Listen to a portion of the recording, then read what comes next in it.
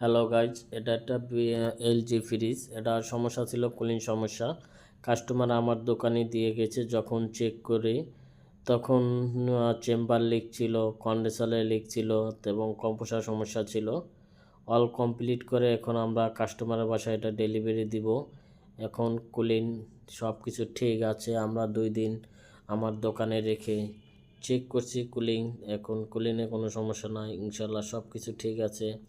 এখন কাস্টমারের বাসায় এটা পাঠিয়ে দেওয়া হবে, যার কারণে সব কিছু প্রস্তুত করা হচ্ছে। আশা করি ইনশাল্লাহ এই ফ্রিজটা ভালো মতন চলবে, কোনো সমস্যা হবে না। আমার এখানে আরও ফ্রিজ আছে, কাজ হলে অবশ্যই আপনাদের ভিডিও করে আপনাদের সেটা শেয়ার করে দেখাবো। ইনশাল্লাহ দেখাবো।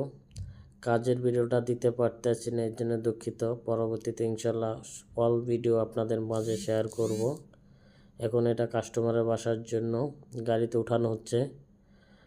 কিছুক্ষণের ভিতরে কাস্টমারের বাসায় ফ্রিজটা ডেলিভারি হয়ে যাবে। আসসালামু আলাইকুম।